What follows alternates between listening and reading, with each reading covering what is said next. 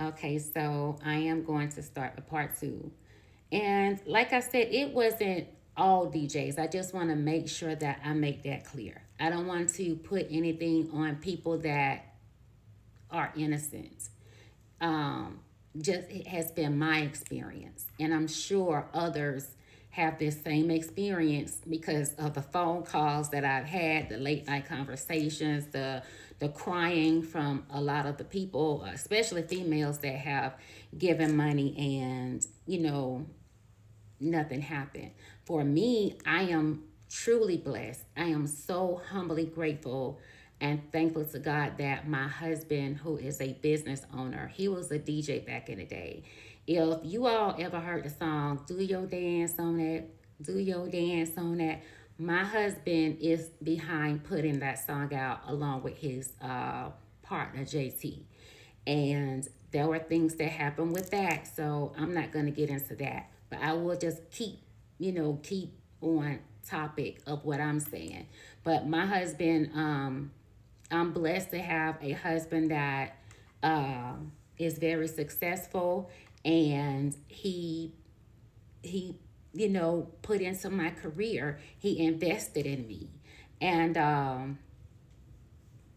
when it came to my two albums that I have now that I shelved, I actually asked one DJ if he could listen to it. Just, I'll pay him to just listen to it and give me his, what he think about it. He didn't have to go through the whole thing. He can just hear on, only two 20 seconds or 30 seconds of it and, give me his take. He said, okay. I said, how much you were charging me? He said, I don't want any money. I said, okay. I said, well, I appreciate it. He said, but in order for me to do this, you're going to have to bust it down. I'm like, what do you mean bust it down?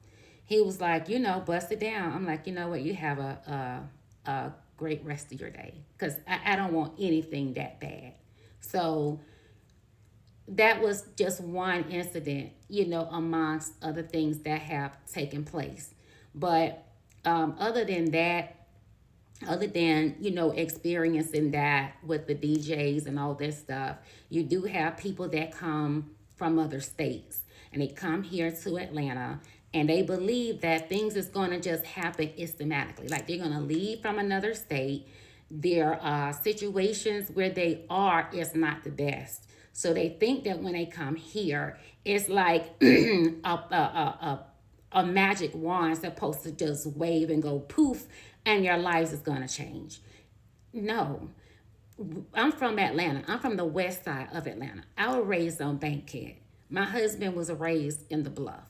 So us coming from the west side of Atlanta and people coming here, they believe that I was told Atlanta women are bougie, that we have this mindset of thinking that we are better than others.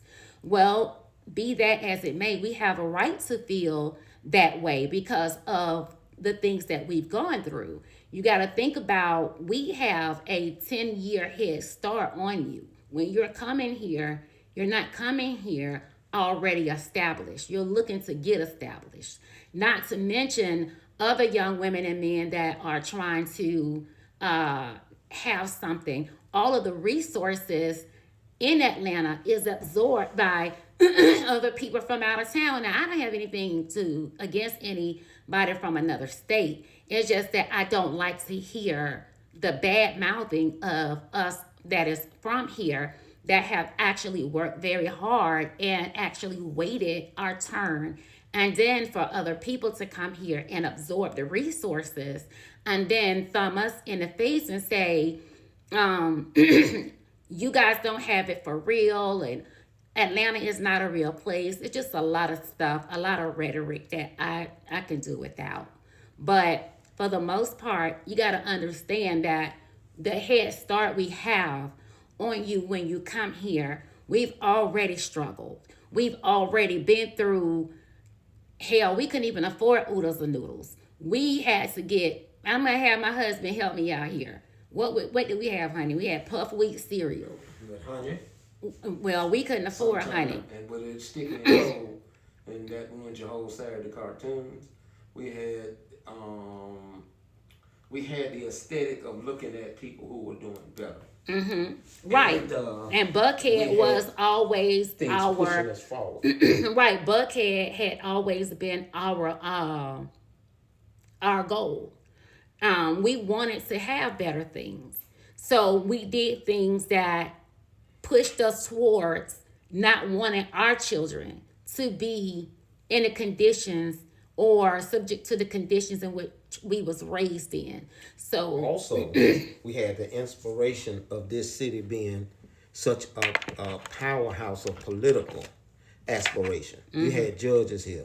You had the SCLC. You had the civil rights civil rights movement. movement, the NAACP. You had Ebenezer Baptist Church. So you had a plethora A of plethora. plethora of different things that and activities that made this city shine and was very important to other the whole entire black community in the United States of America. So you had other things pushing a lot of the artists here because their family members went to this church or they went to this mosque. Or they could put their hands on a Joseph Lowry or Andrew Young or Hosea Williams. So the whole push and background of the city of Atlanta gave a lot of the artists a backbone in their stride, And along with the HBCs, some of the top HBCs, of course, Spelman College, which the Cosby Show, The Different made, World, yeah. was after. Then you had Morehouse and Morris Brown.